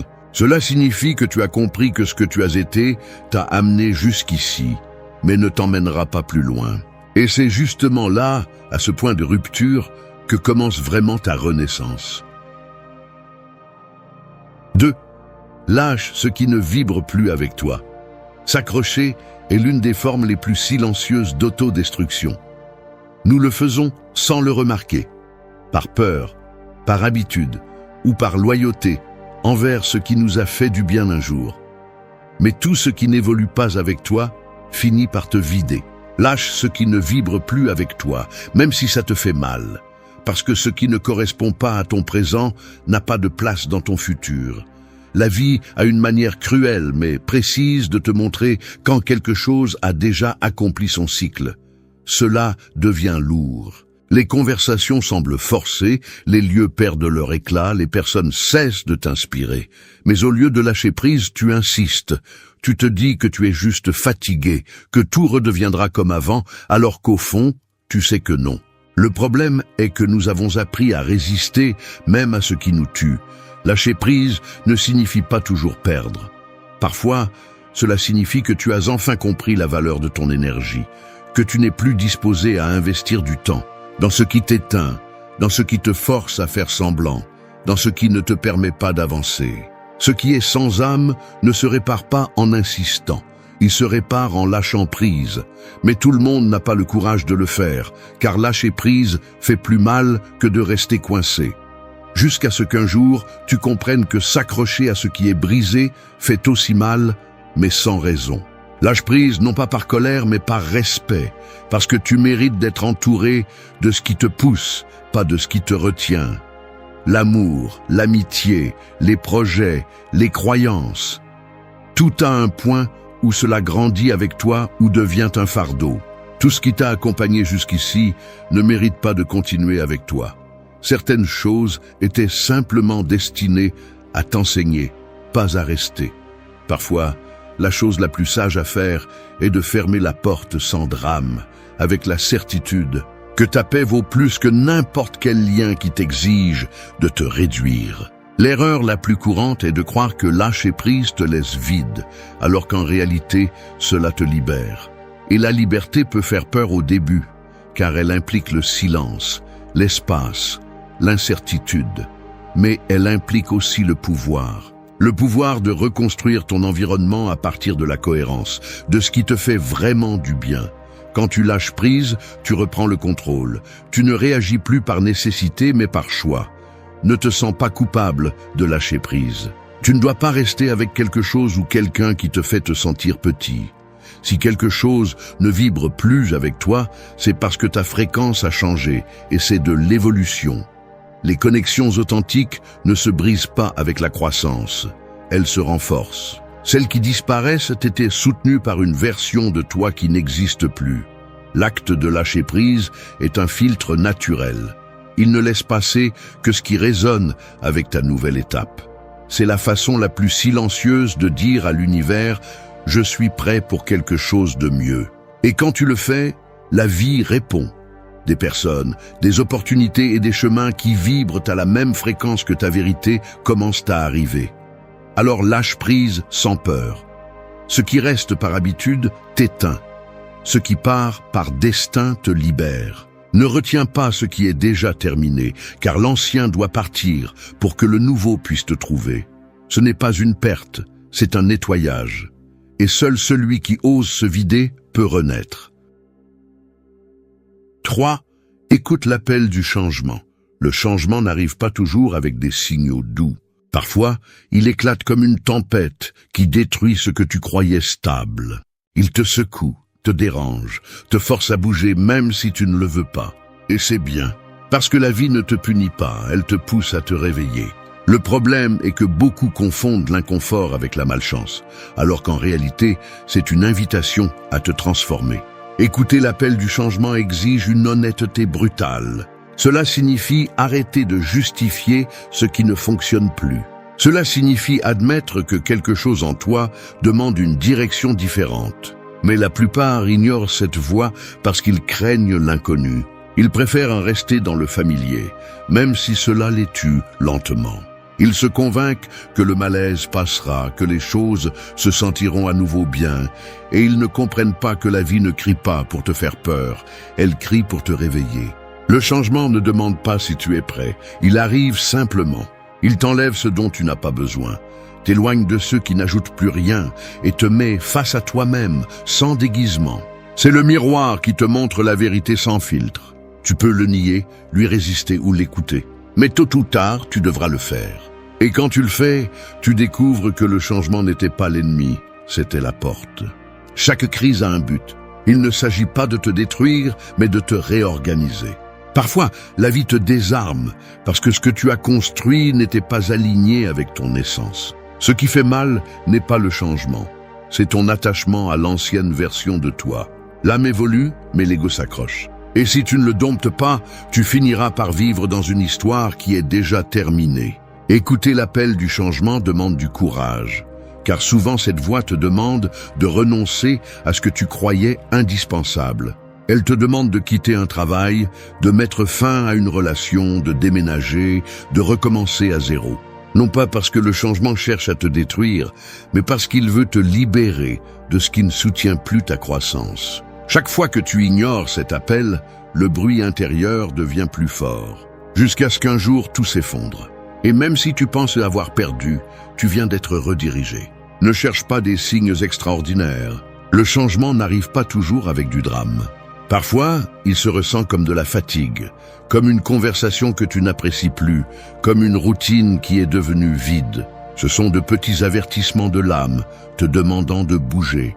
Écoute-les avant que la vie n'ait à te crier dessus. Quand tu décides de répondre au changement, la peur ne disparaît pas, mais elle fait partie du processus. Tu l'affrontes avec la conscience que ce qui vient peut être incertain, mais ce que tu laisses derrière toi n'a plus de vie. Écouter cet appel ne te rend pas inconstant, il te rend sage. Parce que le vrai courage n'est pas de résister à l'inévitable, mais de l'accepter avec dignité. Alors arrête d'attendre que les choses redeviennent comme avant. Tu ne recules pas, tu ne te perds pas, tu te trouves. Le changement n'est pas la fin de ton histoire, c'est le chapitre où tu commences à vivre avec un but. Et celui qui apprend à écouter l'appel du changement ne se contente plus jamais d'une vie vide. 4. Avance sans certitude avec foi. Tu n'auras pas toutes les réponses. Tu ne sauras pas si ça ira bien, si ça fera moins mal ou si tu trouveras ce que tu cherches. Mais avance quand même. La vie n'attend pas que tu comprennes tout pour commencer à bouger. Parfois, la clarté arrive après le saut, pas avant. Attendre d'avoir des certitudes est le déguisement le plus élégant de la peur. C'est l'excuse parfaite pour rester immobile, pendant que le temps continue de courir. Avancer sans certitude ne signifie pas agir sans réfléchir. Cela signifie faire confiance à ton instinct, même lorsque le chemin semble flou. Parce que si tu ne bouges que lorsque tout est garanti, tu ne sauras jamais ce que tu pourrais vraiment être. Personne ne se transforme depuis le confort. La foi ne se mesure pas dans les jours où tout coule, mais dans les jours où tu sens que tout s'effondre, et pourtant tu fais un pas de plus. Il y a des moments où la logique est insuffisante, où les stratégies ne servent à rien et il ne te reste plus qu'à croire. Croire en ce que tu construis, même si personne ne le voit. Croire en ton processus, même s'il semble lent. Croire en toi, même lorsque tes résultats ne te le confirment pas encore. Parce que la croissance n'est pas visible au début, elle se ressent. Et ce sentiment d'incertitude n'est pas une faiblesse, c'est le signe que tu laisses derrière toi l'ancien pour entrer en territoire nouveau.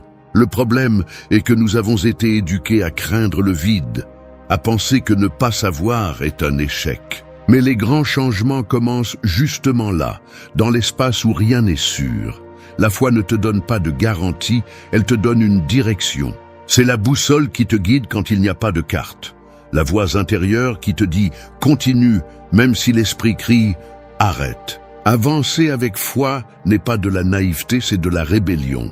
C'est défier la peur, la regarder dans les yeux et continuer à marcher. C'est comprendre que la sécurité n'est pas à l'extérieur, mais dans ta capacité à te relever encore et encore. Il y a des gens qui ne changent jamais parce qu'ils ont besoin que quelqu'un leur assure le résultat avant de l'essayer. Mais la vie ne fonctionne pas comme ça. Si tu attends la certitude, tu stagnes. Si tu avances avec foi, tu grandis. Rappelle-toi ceci, tu n'es pas perdu, tu es en mouvement.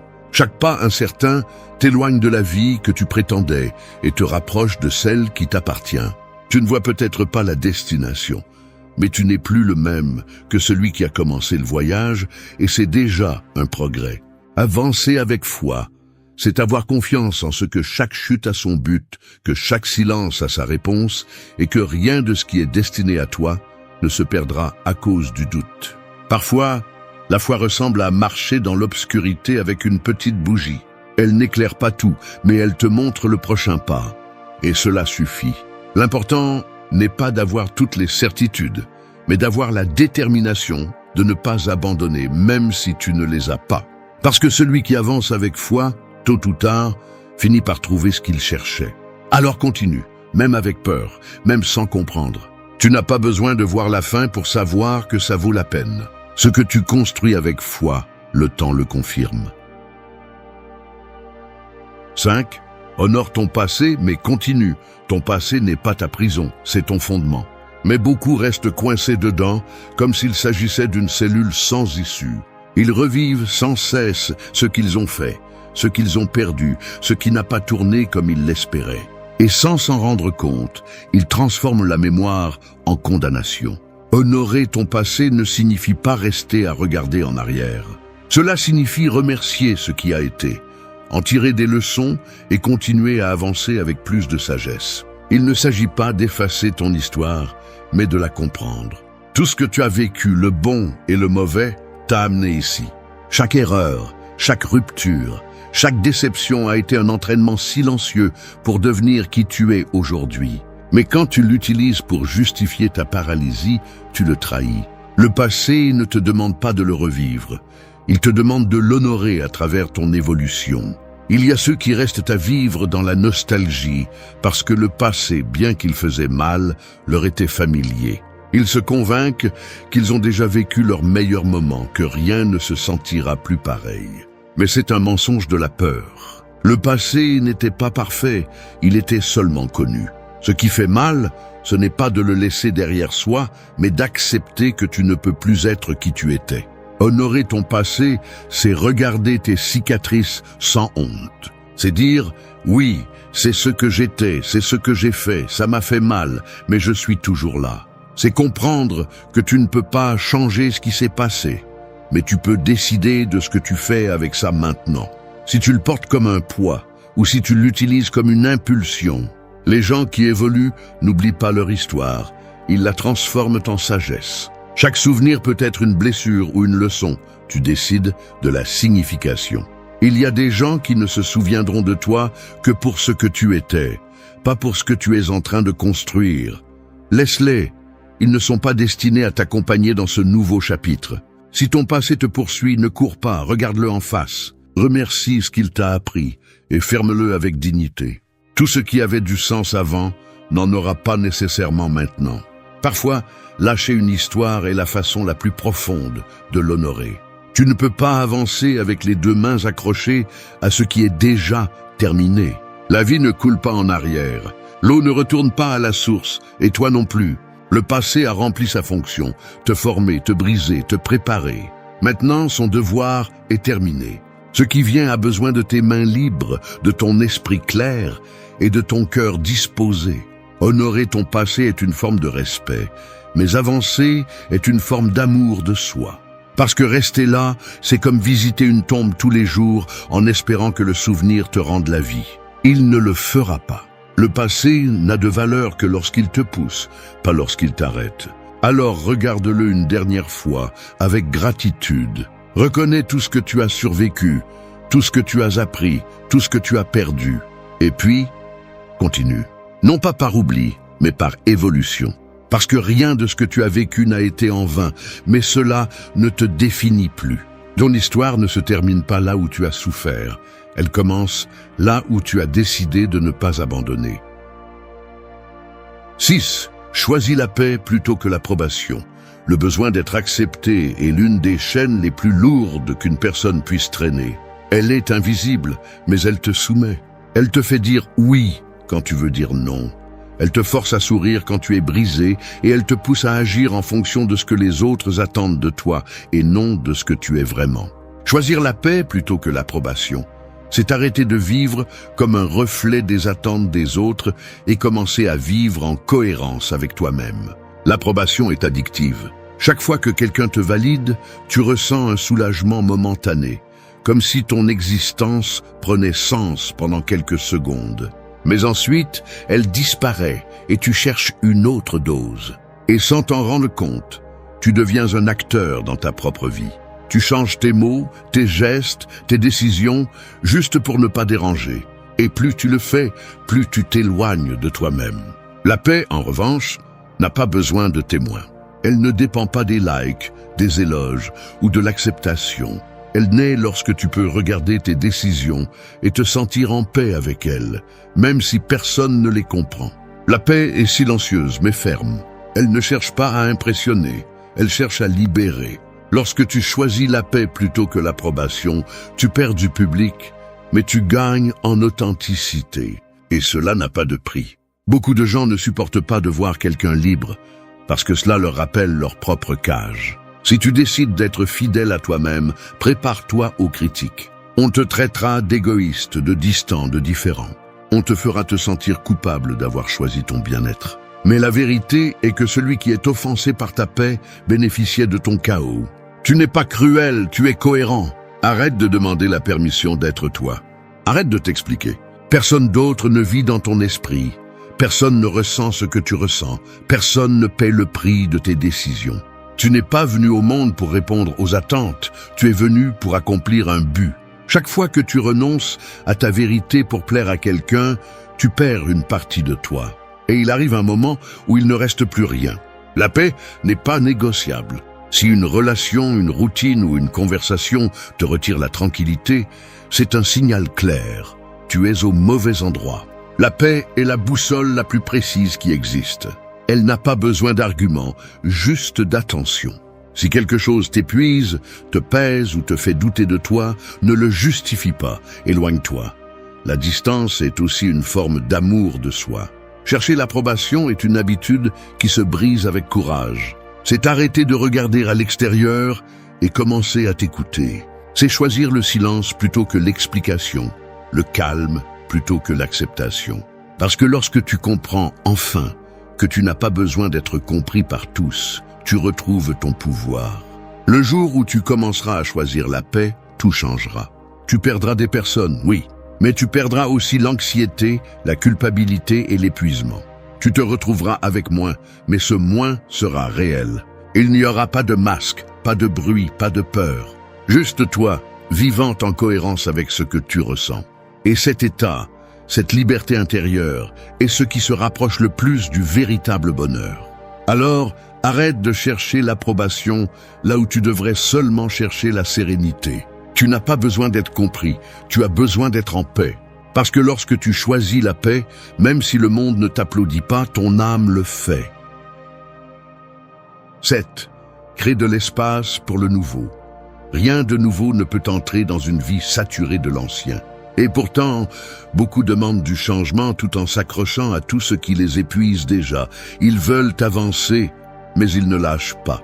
Ils veulent grandir, mais ils portent ce qui pèse. Ils veulent recevoir, mais ils ne laissent pas d'espace. Le renouvellement ne se produit pas par magie.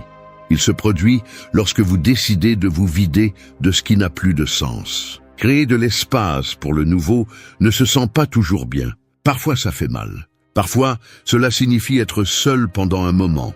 Laisser derrière soi des personnes, des routines ou des lieux qui vous donnaient auparavant de la sécurité. C'est le prix de l'expansion. Perdre le familier pour gagner l'essentiel. L'esprit humain craint le vide parce qu'il l'associe à la perte, mais la vérité est que ce vide est le terrain où le nouveau peut fleurir. Tant que vous restez plein de ce qui ne vous sert pas, la vie ne pourra pas vous donner ce que vous méritez. Vous ne pouvez pas recevoir de clarté si vous vous accrochez au bruit, ni attirer la paix si vous êtes entouré de chaos.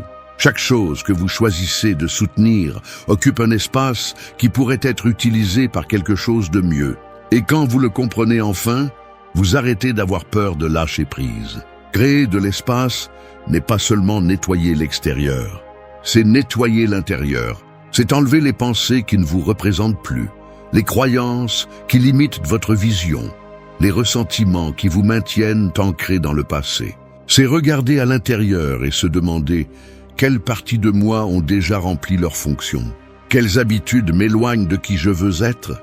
Vous ne pouvez pas évoluer si vous insistez pour porter des versions de vous qui sont déjà mortes. L'univers ne remplit pas les espaces saturés. Il ne peut pas vous donner de nouvelles opportunités tant que vous continuez à soutenir de vieilles histoires. C'est pourquoi souvent la vie vous enlève ce que vous n'avez pas eu le courage de laisser. Et même si vous l'appelez perte, c'est de l'ordre. Ce qui s'en va laisse de la place pour ce qui vous correspond. Mais ce processus nécessite de la confiance. Confiance en ce qui arrive sera meilleur que ce qui est parti, même si vous ne pouvez pas encore le voir. Il y aura des moments où vous aurez l'impression que tout disparaît. Amitié, projet, illusion. Mais en réalité, vous ne perdez pas, vous êtes nettoyé, vous êtes préparé. Le nouveau n'arrive pas pour compléter l'ancien, il arrive pour le remplacer. La lumière ne peut pas entrer dans une pièce qui n'est jamais aérée. La croissance ne peut pas surgir là où il n'y a que la peur de changer. Créer de l'espace pour le nouveau est un acte de foi et de courage. C'est dire à l'univers « Je suis prêt, je fais confiance », pas par désespoir, mais par conviction que tout ce que vous lâchez ne vibre plus avec vous.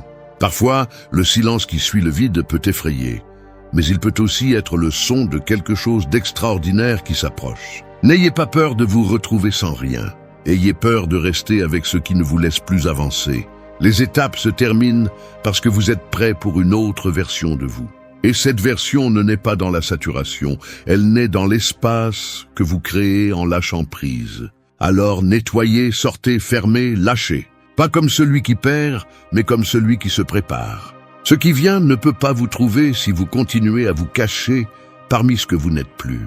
Laissez de l'espace. La vie ne vous enlève pas ce qui vous appartient. Elle vous vide de l'inutile pour que vous puissiez recevoir ce que vous méritez vraiment. Oui, tremble, mais fais-le quand même. La peur ne disparaît pas. Peu importe combien tu lis, combien tu médites ou combien tu grandis, elle sera toujours là, t'observant depuis le coin, attendant le moment où tu hésites. Et ce moment arrive chaque fois que tu es sur le point de faire quelque chose d'important. Parce que ce qui transforme vraiment ta vie fait peur. Si ça ne te donne pas le vertige, ça ne te mènera probablement nulle part de nouveau. Tremble, mais fais-le quand même. N'attends pas de te sentir prêt, car la préparation absolue n'existe pas. Celui qui attend de ne plus avoir peur, attend toute sa vie.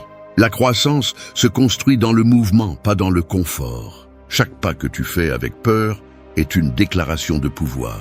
Tu dis à la vie, je peux trembler mais je ne recule pas. La peur te raconte des histoires pour t'arrêter. Elle te dit que tu échoueras, que tu te ridiculiseras, que tu n'es pas prêt. Et si tu l'écoutes trop, elle te convainc. Mais la peur ne disparaît pas en l'affrontant avec des mots, elle s'affaiblit avec l'action.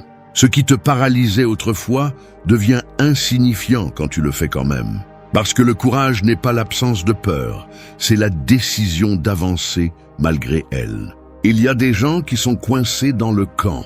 Quand j'aurai de l'argent, quand j'aurai du temps, quand je serai prêt, ils le répètent comme une prière, sans se rendre compte que ce « quand » n'arrive jamais. Et pendant qu'ils attendent, la vie passe. La vérité est dure, tu n'auras pas tout résolu. Tu ne te sentiras pas 100% sûr, et pourtant tu dois bouger, parce que l'action imparfaite bat toujours l'attente parfaite. Tremble, mais fais-le quand même, parce que la peur fait partie du processus, ce n'est pas un obstacle. Si tu la ressens, cela signifie que tu sors de la zone morte, que tu avances vers l'inconnu, et c'est là que se trouve l'évolution. La peur te teste, mais elle te guide aussi. Elle apparaît juste quand tu franchis le seuil qui sépare l'ancienne version de toi de celle que tu es destiné à être. N'essaie pas de l'éliminer, utilise-la. Transforme le tremblement en élan, le doute en concentration, l'anxiété en énergie. Chaque pas que tu fais en tremblant renforce ton caractère. Et avec le temps, tu découvres que ce qui te paralysait avant te pousse maintenant. La force ne vient pas de l'absence de peur, mais de l'apprentissage à vivre avec elle sans abandonner. Les personnes que tu admires ont aussi ressenti la peur. La différence est qu'elles ne se sont pas arrêtées là, elles ont agi quand même. Et c'est ce qui les a fait avancer. La vie récompense celui qui ose, pas celui qui se justifie.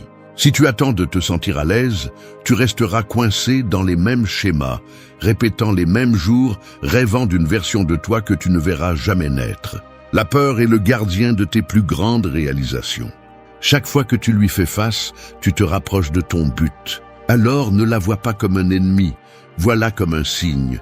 Si quelque chose te fait peur, c'est probablement ce que tu as le plus besoin de faire.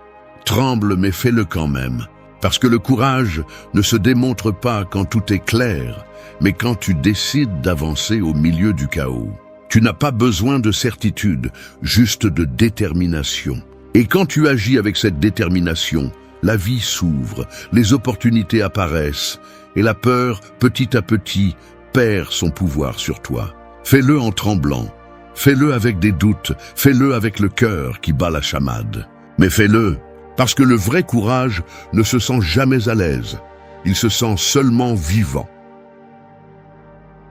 9.